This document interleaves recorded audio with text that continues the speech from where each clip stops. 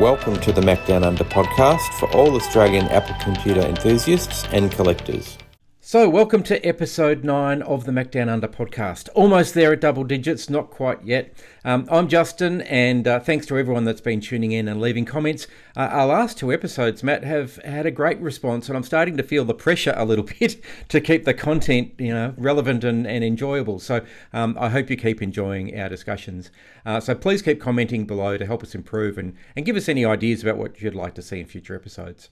The Mac Museum also held its most recent open day last week, and it was great to catch up with all our viewers and potential viewers that came along on the day. So have you ever looked through your collection and said, I never knew I had that? In the last few episodes and down at the Mac Museum, we've discussed parts of our collections that we've recently rediscovered. Either things that we had put away long ago and stumbled across again, or in some cases found some new insights into a device that we've been using for a while or had in our collection for a while, and we never knew it could do that. So today's episode is about all of that. It's rediscovering our collections. We'll also cover some recent news, for sale ads and coming events as we normally do. So introducing my co-host Matthew. How are you? Have you recovered from the Mac Museum Open Day? G'day JD, g'day everybody. Mac Museum Open Day on Saturday was fantastic. You can see I'm still stumbling around there. So have I recovered? Maybe not, but I had a great time. It was great to meet some new people and discuss their journey collecting vintage Apple stuff and their experiences, which was wonderful. JD, great to have you come down, bringing the TAM and the ITT 2020, which we've talked about on previous episodes too. And it was also great to be joined by Danny, a friend of the podcast, and Nick from Apple's Anonymous, as well as my sister and kids came down to help out as well. So it was a great day. I hope you enjoyed yourself as well, JD, while you were down. I did. I had a great time, and great to catch up with those people that came to visit, as well as our regulars. And really enjoyed the day. It was fantastic. Yeah, no, it was great. So I haven't had much time to do much other stuff outside of the day on Saturday. But what about you, JD? Anything you've been up to in the last week? In the last week, preparing for the Mac Museum Open Day took up a few days because, as you mentioned, I brought down the 20th anniversary Macintosh, and it doesn't get powered up terribly often, and so I wanted to make sure it was working and so forth, so that we could actually do a demo. It's unusual for me to have my machines running for a demo, so. That took a bit of time. It was great though that it had been on for 5 or 6 hours by the end of the day, and all the crackles and hisses from the capacitors not having been powered up for a while went away, and it sounded fantastic by the end of the day. So as you know, I grabbed you and we took the opportunity to have a listen to it in its full flight at the end of the day before we turned it off. I haven't tried turning it back on yet. No. We'll see if it turns back on. And as you mentioned, the ITT 2020 that I brought in from Germany was actually still pretty dirty from its trip, so I had to give it a bit of a clean. Even then, it probably didn't look terribly flash, but I got all the grime off it so that it didn't look terribly disgusting for people. And there was a few other bits and pieces that I got out for show and tell. So that took probably most of the end of last week. And then the rest of the week's been back into my Apple II days. So I think I mentioned last time that I'd got out some Apple II cards. So I went down got out more boxes of those and put them online. So those that are part of the Apple II cards channel on Facebook will have seen some more posts about that. And then most recently, yesterday and today, got out my Apple IICs to actually give them a go. Because talking to Danny, in fact, at the museum on Saturday, he said there's no reefer caps to explode, and it's actually pretty unusual for them to get any damage in powering up. The risk, apparently, which a lot of people do know, is just some of the chips fail, and the RAM chips in particular in the 2Cs are known to fail. So I had 8 that I've gone through over the last 2 days, and they all powered up. One of them seems to have either a ROM or a RAM chip issue, so I'll work through that. And one seems to have an input-output issue with the disk drives, but it did everything that it was meant to do, it just wouldn't boot a disk. But the other 6 work like a treat. And in fact, I've cleaned them up and put some photos on the Macdownunder website for people that might be interested in having a look. So it's not just the standard Apple IIc monitor on the U-shaped stand. I've got the composite monitor and the LCD there as well. So some interesting combinations if people are interested. So it's been a busy week. But cool. Busy is good. Yes, sure is. So on to this episode's topic. As I mentioned back in episode 7, I mentioned then the process of preparing for the Vintage Computer Festival. I happened to come across a few rare things, so I'll just go and put some pictures up. So you might remember, I think I showed this picture at the time, that I was cleaning the Apple III for that particular demo and found this Unifile disk drive interface card in the back of it. So again, I think we went over it a couple of weeks ago, but this is for an unreleased Unifile disk, which is the Twiggy floppy drive that the Lisa 1 originally had, which was a complete failure, which is why you don't see them anywhere. They were trying to make a standalone disk drive for the Apple III and probably the Apple II and others as well. And so these interface cards are extremely rare because really they're a prototype for testing. So I didn't know I had it. I sort of had an inkling that I had a disk drive interface, but I didn't know I had this one. So that was a rediscovery. And I also mentioned in the previous episode that in packing up the Mac Portable that I took to VCF, I was going through its case and discovered an unopened data modem that's specifically for the Mac Portable, still in its shrink wrap. And in the case, I also found what I think is fairly rare 5 megabyte RAM upgrade card for the Mac Portable as well. So there's some rediscoveries that I found just recently. In fact, we've talked about them previously, but that really was the start of the conversation about this episode. Maybe we should have a chat about things that you've found that you've forgotten you'd ever have. So Matt, have you ever found something you'd forgotten when you were cleaning or fixing a machine? Yeah, well, very recently, JD, as you were privileged to witness, we gave the Apple III at Mac Museum here a startup on the weekend. I hadn't started it up since getting it. Don't mention the war. Don't mention the war, no.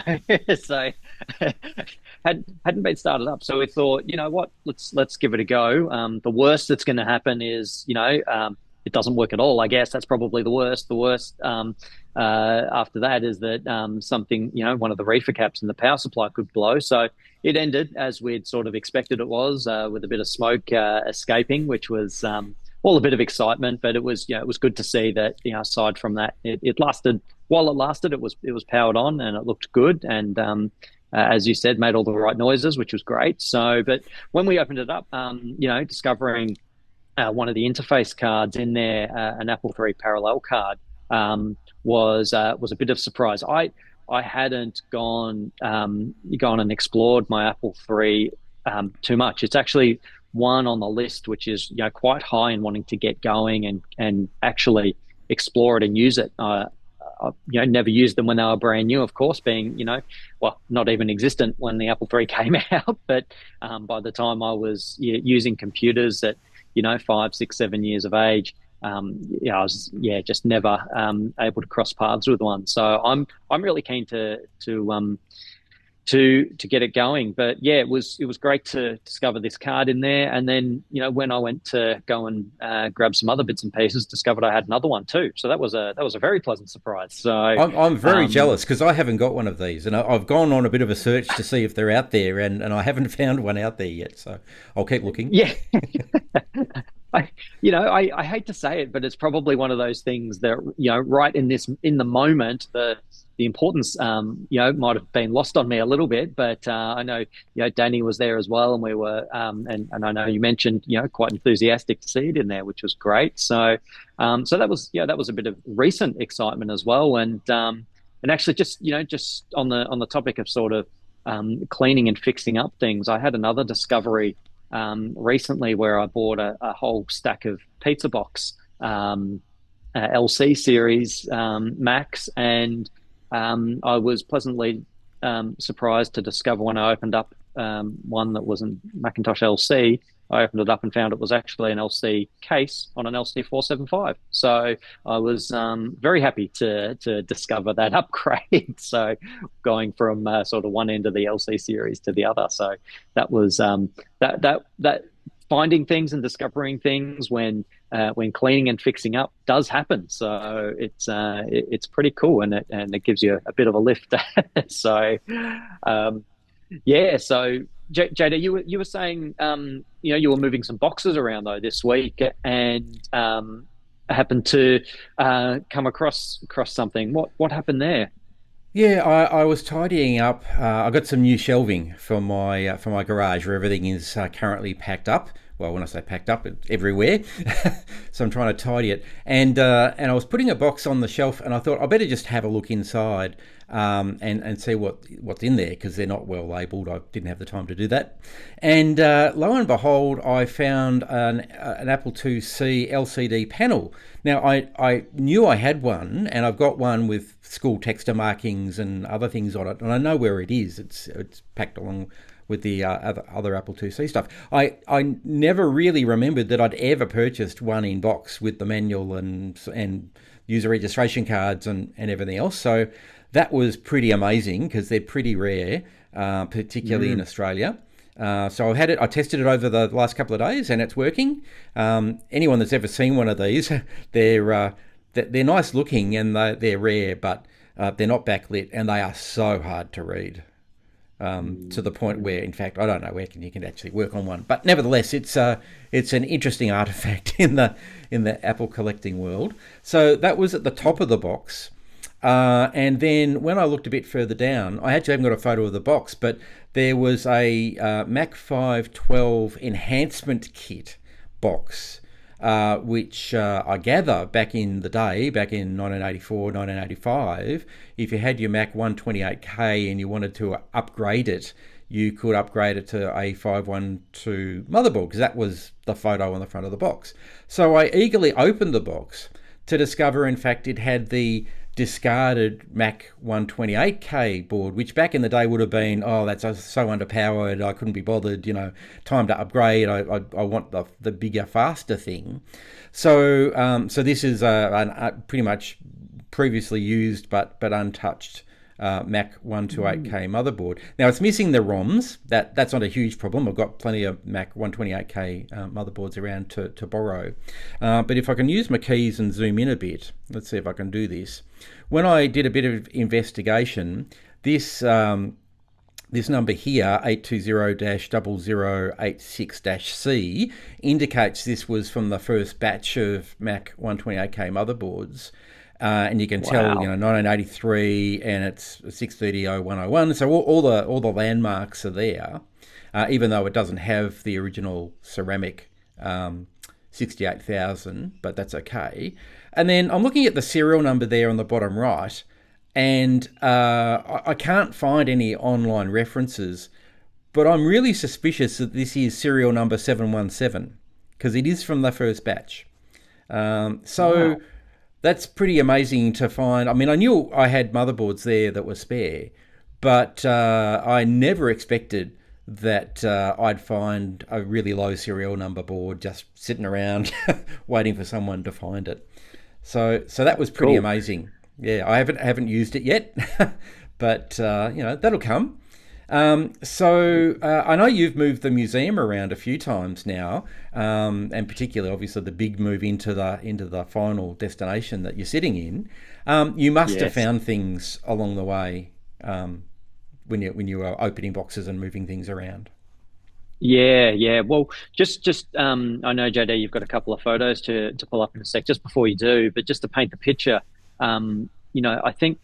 I went through a reasonably paced speed of collecting when on the early days of thinking about Mac Museum, and then there was a point in time where I actually had a bit more space to expand the collection when we'd vacated the house we were in, and I was able to use that house as some storage for a period of time before the museum was built. And I've put the foot right down and started collecting up just about anything I could get my hands on. So the pace of collecting went from a reasonable pace and accelerated almost off the chart. So I ended up with a lot of stuff in a really short period of time. So if you want to, I was going to say, if you want to pop those photos up, JD, this is one of the rooms that I had in the house. It was a museum, the house museum, I refer to it as. Not set up very nicely. There was one room that was set up to display some things, but I just needed real estate floor space to store things. So this was the master bedroom of our old house, which ended up just with stuff dumped in it. And as I was moving everything out to the museum when the time came, the current museum location, there were a number of things, but one of the things that stood out was a PowerBook G3 Wall Street 13.3 inch, which was in this briefcase, which as soon as I saw it, I thought, what on earth is this? And then as I opened it up, I remembered I'd got someone to go and pick it up for me in lockdown who was within their allocated perimeter here in Melbourne that you're allowed to travel at the time, which I think was only 5Ks or so. So this was in walking distance for them, and they went and picked it up. So it's this. I should have given you a photo of the actual item to show, but it was a briefcase with a Big Apple logo on the front, which had a PowerBook G3 Wall Street in there. And I had completely forgotten that I had that. So when I opened it up and pulled it out, it worked beautifully. I don't think I'd ever tested it or played with it when I was given it after it was picked up by my friend. But I popped it open, and it is actually on the Mac Museum, I think, Instagram page, where I set it up to play some lemmings. There's another shot of the room. So as you can see, there was quite a bit of stuff. This is just one of the rooms of this 3-bedroom house. It's probably, if anybody's seen Simon from Retro Rares, the videos of the houses that he walked through and checking out in of the hoarder houses in eastern Victoria. I'm sure, if I'd been deceased and time had passed, it would have been dusty and would have been a similar sort of discovery. But there was lots of stuff in there.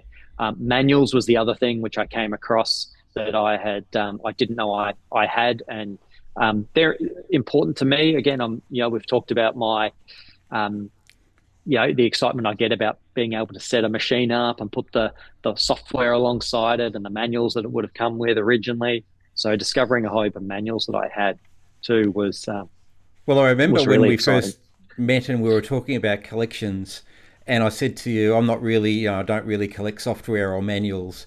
And then about a week later, I said, well, actually, I must do, because I found all of these manuals. So yeah, I think everyone's probably had that experience.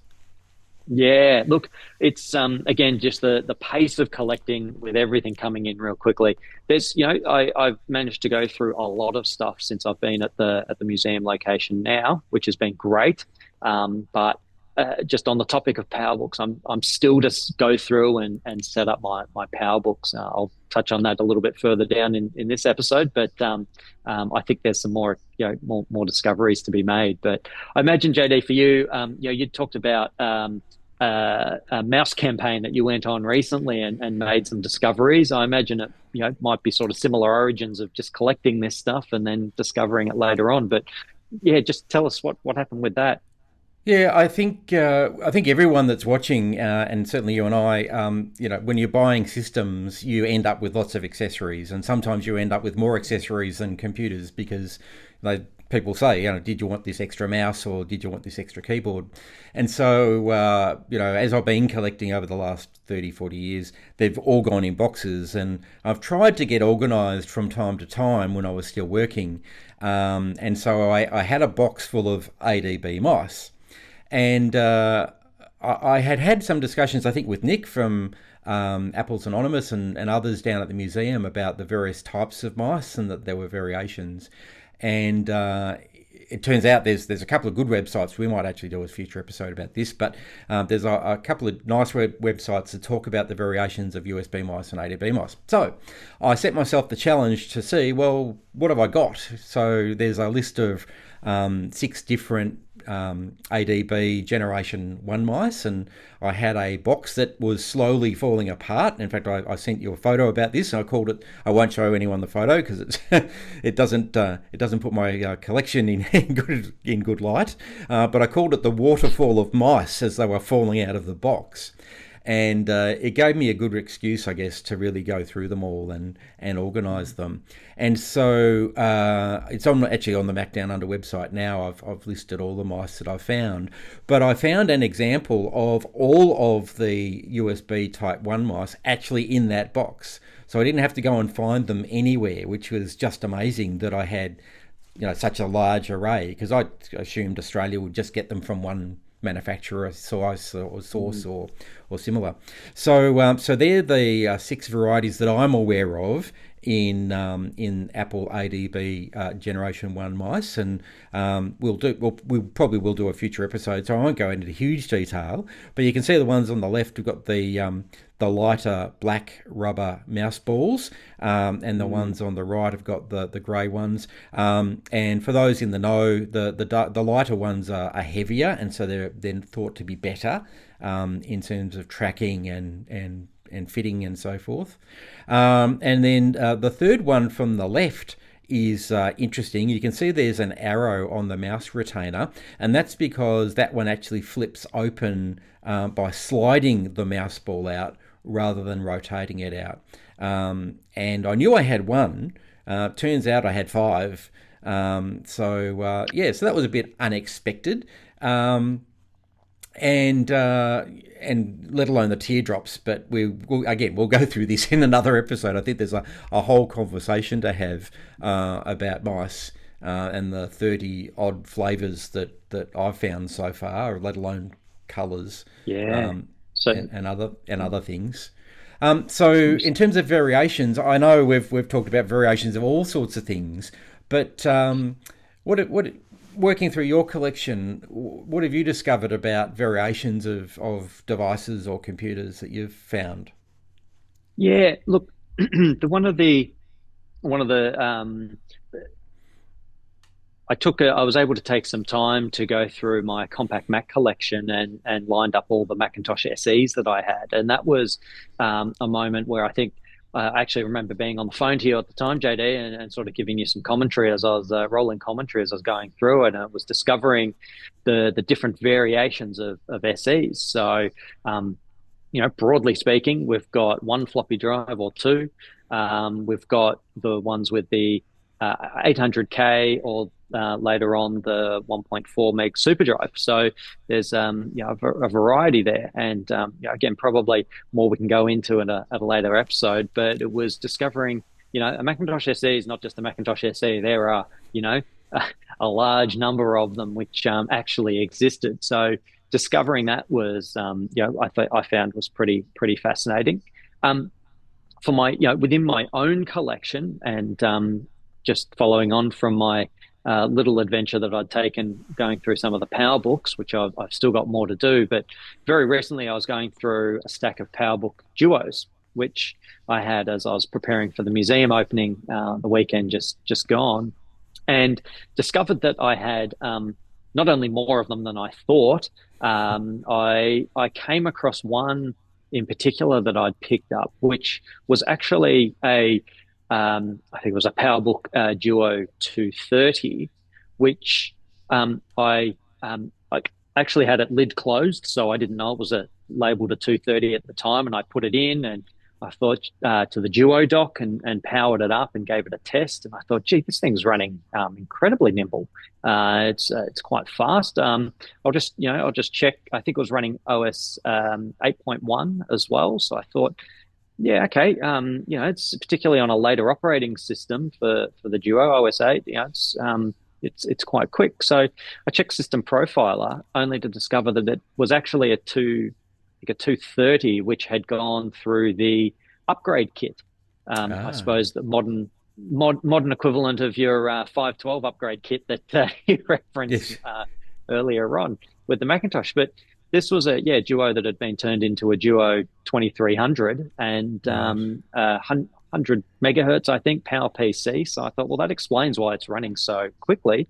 It's actually quite capable and one of the faster Duos that was available. So after after taking it out of the Duo dock and investigating it, it had been had the Power PC badge, which had been neatly placed on the top as above the monitor to show it was now a Power PC Duo, and the label on the bottom had been updated and actually referenced a Power PC upgrade kit. So that was a very pleasant surprise. So I thought this is you probably wouldn't see too many of these upgrade kits. I've only come across one or two of them. They were available for a number of different Macs and Apple IIs as you know, JD, as well. But you don't see the upgrade kits that frequently. I've found. So I was happy to find I was in possession of one for a Duo.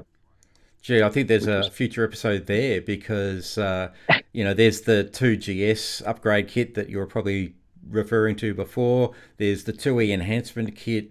Obviously, I've discovered a 512K Mac upgrade kit. I yeah. might have mentioned I've certainly brought it down to the museum before. I went through a factory upgrade with my QuickTake 100 to turn it into what they call a QuickTake 100 Plus, which is the factory upgrade to have the QuickTake 150 innards, and ROM and extra RAM and all the rest of it. So I reckon there's a future episode of upgrade kits, and we might have to reach out and find out about some of the others that are out there.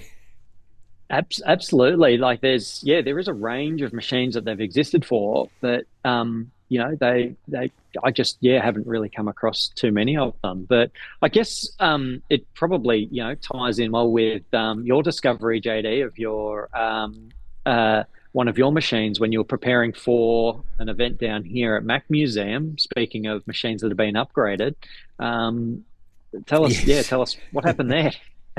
So I was doing some research. So as Matt knows, and so it's really for everyone watching. Matt asked me, if I'd participate in a seminar at the museum, and I'd had the Lisa One down there for a couple of expos, I think, in previous weeks, and so the obvious discussion topic for me was the Lisa One, and I chose to really talk about its provenance and where it came from and how it came to be a Lisa 1 again, because in fact when I purchased it, it was a Lisa 2.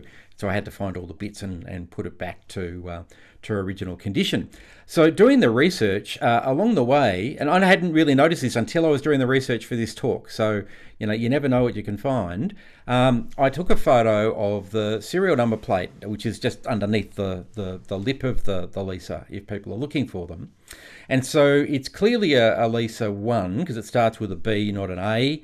And if you look at the manufacture date, that's kind of interesting. So that's the 20th day of 1982. These things weren't released until 1983. So this was made a whole year ahead of official production. And then if you look at the AppNet number, so some people might be aware that Apple had their unique network that was configured largely for the Lisas and then everything else. And so the identifiers are unique and sequential. So this is number 393. And depending how you read these, the serial number either makes this the 384th Lisa ever produced, or the 393rd, although I suspect there might have been a few other AppNet things, like the routers and other devices, the servers and so forth. So not only did I have a Lisa 1, I've got an extremely rare pre-production Lisa. There is another one of similar era that's been talked about over in the US on Facebook and other places. And I understand that the thought is that there was a batch made to send out to dealers and to demonstrators to show people what the Lisa could do and look like and so forth. And that was done ahead of time, obviously. And that these two examples, mine and the other one that we know of in the US, were part of that batch. So this was really finding something out about the machine that I didn't know, similar to your PowerBook story. I knew it was the Lisa 1, and in the past, back in the 90s when I was working on it, I knew it was the Lisa 1 because of the B-style serial number. It's only more recently that it really came to light that it was a really early version, and so just adds to the excitement of having one, to be quite honest, from my point of view. But that was cool. Really exciting when I put that together, and you can probably tell when you get to see the seminar videos. I'm very excited about it, even a few days later when I was making the presentation. It's a subtle nudge to get those videos up. So yes, which I've sat on for a little while. So noted. I was just going to ask, well, on the topic of the Lisas, is there a Lisa register where there is a list of all of the serial numbers and where they currently reside in the world and who's got them? There used to be. I know there's an Apple One register that's official and on the internet, pretty easy to find. Yep. I haven't seen anything recently. I remember back in the 90s when I was working on this, in the Usenet groups back in the day, there was someone keeping track of all the Lisa ones that were in people's hands. But that was a very long time ago, and I haven't seen any reference to it recently. It's probably worth chasing up, though. So when we come back to that, when we circle back, we can see if we can find that. So what about yourself, Matt? When you've gone through your collection, have you found something new about some of the machines you already had? Yeah, so I think I'm very upfront when people are down at the museum and ask me about some particular eras of machines, the Apple II. I acknowledge I don't know a lot about the Apple II range. I'm learning as I go here. It's an enjoyable experience. So there's a whole heap of stuff which I am just learning, which a lot of people and other Apple II enthusiasts would, just be able to recite in their sleep, I'm sure. But just the experience of learning about the Apple II series is and Apple III actually, and more recently the Lisa stuff as well, if I sort of expand on that era. But it's been, it's great just learning stuff about that. So in the more modern era, I had a bit of a discovery when I was going through my Power Mac G4 range, and I was well and truly an Apple enthusiast by the time I was collecting the Power Mac G4s had come out, and I always knew that the first generation of G4s included a model which we know as the PCI Power Mac G4, and it is, let's say, essentially a Power Mac G3, blue and white, which we've got on the right there, which includes the G4 processor. So I observed that the buttons on the front, the power button, the reset and interrupt button, were this sort of grey kind of blue shade. And I had always thought that they were the same as the Power Mac G3, only discovery you can see in this photo, they're not. They're very different.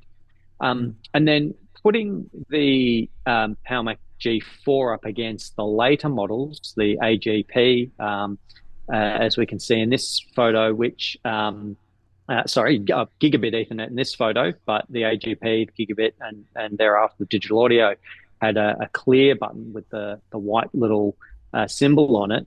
I was surprised to discover that the Power Mac G4 PCI is the only one that features, or as far as I'm aware, is the only one that features this different color power button on the front. So, small little detail, but when I started investigating a little bit further as well, I actually pulled up some marketing material, and you can very clearly see on this material here, the dual processor Power Mac G4, which didn't come out until the gigabit Ethernet version of the Power Mac G4. So we could almost say kind of like the third iteration. If we say PCI AGP, then gigabit Ethernet. Just a little tidbit here is that the marketing department didn't seem to worry about updating their images. We're still using still using the PCI G4 for their marketing materials, or at least here in Australia.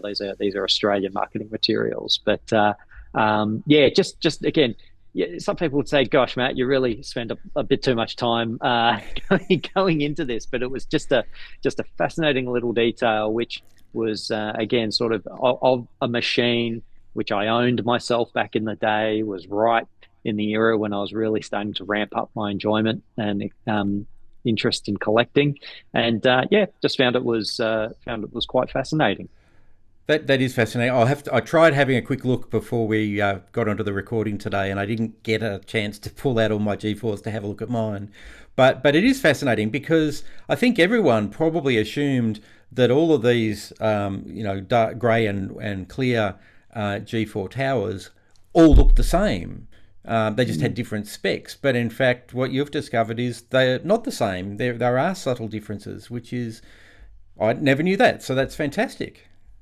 Yeah, so I do recall sharing it with one of the enthusiast groups at the time, and someone said, "Yes, I knew this when it was in the labs of G4s. I always knew I could identify a PCI one based on that detail." But there are a number of other people as well who said, "New information. This is fascinating." So it's definitely new for me. So yeah, great. Yeah. So there we go, JD.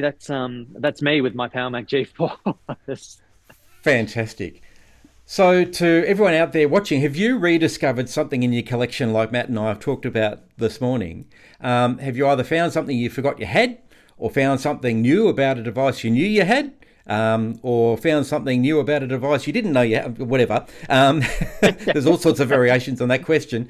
But if you've rediscovered something, we'd love to hear about it down in the comments. And keep the conversation going. And again, if you've got any topic requests for Matt and I to discuss in the future, please let us know down in the comments, and we'll take it on board and put it into our show notes for future episodes. Okay, on to recent news. And one thing that came through in my various Facebook feeds was the announcement that the videos from the Init Hello conference over in the US have been published on YouTube. So we didn't mention this because it was an in-person conference, but it was a new Apple II conference that was held only this year, back in July in Maryland in the US. But they've now shared all the videos from that particular conference online. So we'll put the link to that down in the discussion. And in particular, the announcement was really around the keynote address by Professor Lane Nooney. And having watched a little bit of the address, she's got a particular view around how we should record the history of computing. So very relevant for us and everyone that's watching. And she's saying we should focus less about the big people like the Gateses and the Jobs and the Wozniaks, and more about the users that actually, made these computers successful. And, I think, all of us collectors and enthusiasts would probably agree with that, because without us, they don't really have much of a product. So worth having a watch of the keynote. And then there's lots of other interesting topics there as well. Very cool. Another item that came through the Facebook feeds this week was the announcement of David Pogue's new book, Apple: The First 50 Years. Pre-orders are now open. There's a range of places to order. Having a quick look, it's around $50 US. And it literally is the history of Apple for its first 50 years, with colourful photos and a whole range of other things. So if you have a look, we'll put the link down in the description. If you're interested, it's going to be published in March 17, 2026. So they've announced the pre-orders very early. But of course, this is in line with the 50th anniversary next year of Apple's first computer, the Apple I, of course, in 1976. So another book to put in the collection, Matt. Absolutely, I love my books. Like, we could do another episode on books, I reckon, one day. But yeah, only one episode. Lots of episodes. Yes.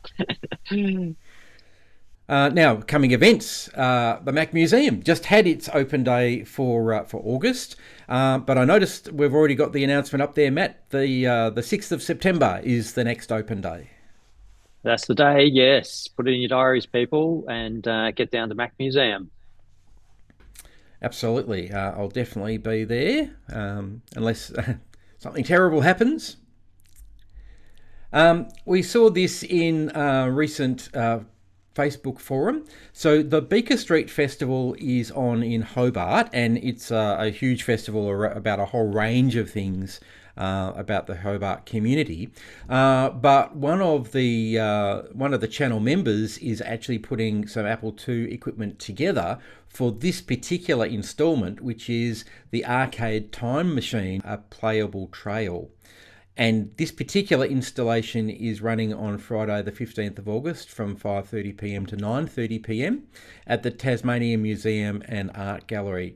And whilst all sorts of things at this event need tickets, this is a free event and technically no ticket is required, but I will put the link to the ticket page so that you've got the information down in the description. So apparently, from what I've read, you can come along and play all sorts of consoles, including Apple II games, during that session. Sounds really good. Very cool. Next up, the technology markets. Now, they haven't updated their website, so it still talks about the 3rd of August, which is past, but still has reference to Sunday the 10th of August in Keysborough at the Springers Leisure Centre. Still no suggestion whether there's going to be a retro display or not. However, sometimes they are linked with these events. So even if you're not, there's an opportunity to dispose of your older technology if that's what you wish to do and not collect it, and possibly buy some parts as well. But keep your ear to the ground to find out if there's going to be a retro display as well. And the Adelaide Retro Computing Group have their next regular meeting this coming Friday, the 8th of August, from 5:30pm to 10:30pm at the Unley Community Centre. So if you're in or around Unley, something to check out this week. On to the for sale section. Now, I just thought we'd do a bit of a preamble again. I've sort of mixed it up each time we've come back for the for sales. So this time I was using my $100 limit. And so I searched as best I could all the capital cities around Australia on Marketplace, eBay, Gumtree, looking for retro computer things. So that's pre-Intel, according to our sort of discussions earlier on in this series, for less than $100. I've got to say, we might have to start talking about Intel stuff because there is so much Intel stuff out there that it's under $100. There would be, wouldn't there? Yep. Whereas our penchant for things older than Intel are becoming more and more expensive, which is unfortunate, but it's just the way of the world. So the first item we've got up is $100 exactly. So we're going to start at 100 and go down. And this is a vintage Apple thermal transfer printer, otherwise known as the Scribe printer, for Apple IIs. $100. It's got a couple of stickers, not terribly unusual. These are quite old printers now, and apparently powers up, and it's got all the cables. You've got a couple of scribes in the museum, haven't you? There's one, which was generously donated by Danny for sitting alongside the similar style on the 2GS and the 2C, which with those little lights, which I love. So matching up things that look similar, similar design language. Yep. Oh, it's got a bit of a chip in it, but it does have the foot. There you go. You can see the foot at the back there. That actually sits underneath the printer. And sometimes they're missing or broken. So if you're looking for spare parts, even this might be an attractive option. Good one. Yep. So yes, the Apple Scribe printer, $100 in New South Wales. So next up in Melbourne, $69. There's some eMacs available. Now, condition unknown, apparently removed from a working environment, but they've got 9 of them. So if you're after an eMac, currently it's $69. That's a bit of a price drop too, according to the ad. If you want an eMac, $69 down in Dandenong in Victoria. And I suspect you could probably do a deal for bulk if you wanted to buy more than one. Yes. Next, an Apple iSight camera, $50 from South Australia. Now, we've had a few iSights on, some of which were a bit cheaper than this, but this one's in South Australia for $50. Might work. It's actually not been tested, but it does come with all the useful bits. No box in this case, but you can see it's got the stand there. It's also got the clip-on stand, I believe, for the iMac as well. So if you're after an iSight and you're in South Australia, check this one out. Next up, we've got a vintage Macintosh QuickTake 150. So $35 in New South Wales. Now, I've got to tell you, the photos look like they were taken on a QuickTake. So maybe they had the QuickTake 100 and used their older QuickTake to take photos of the newer QuickTake so they could sell it.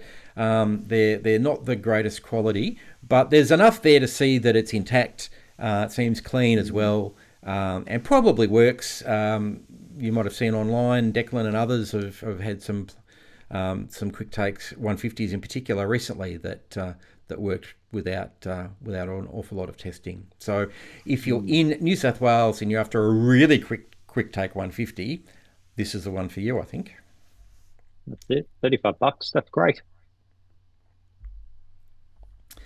Next up is an iMac G5 in Queensland, $25. And it clearly powers up because the opening photo shows, I think they've used the same QuickTake that the previous seller had, but it's a bit of a fuzzy photo. But it clearly powers up and wouldn't take much to get an operating system onto it.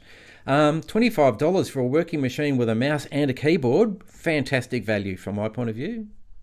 Bargain. Next up, I thought we'd include some software because, you need the software to run on your hardware. And so this one's in Victoria off Gumtree. It's a copy of OS X Tiger 10.4 on an install DVD with a manual. So the manual looks like it's the iWork 06 manual. In fact, it's very much like that. But I don't think the iWork software is on the disc. So the disc is really the point of interest, and the manual's a bit of a bonus. But for $25, that seems reasonable. Pretty reasonable. So if you do want a copy of iWork, there's a copy of iWork 2009 for $25 from New South Wales. So factory sealed in the box. Great. I've got a couple of iWork copies that are factory sealed, but I'm going to have to go and check after this to see what they are. So, this might be for the collection. Yes. So I thought I'd throw this bit of merch in. It is under $100 and it is Apple inspired. It's a bit of Apple merch. So if you'd like a beauty mirror, which is Apple inspired, there's this Apple computer promotional compact beauty mirror for $79.95. It's got an Apple logo of the grey era on the mirror itself, and it comes with an Apple computer box. So a little bit of proof of identity there. Might be interesting. And as you can see, because I've added this to my watch list, I've got a special deal from the seller. So I reckon you could probably even go in and undercut me if you want to get this before I buy it at $75. So there you go, a little bit of merch to finish off the day. Very cool. Well, that's another episode in the can. Thanks for joining us again this week. We appreciate any comments, obviously, to help us improve, and anything particular you'd like us to talk about in future episodes. Well, Matt, we've talked a lot in this episode about things we didn't know we had in our collections or things we didn't know about our collections. I know we both keep databases. I've certainly got a spreadsheet, and I know you've got a FileMaker Pro database, I believe. But isn't it interesting that we still keep finding things that we didn't know we had?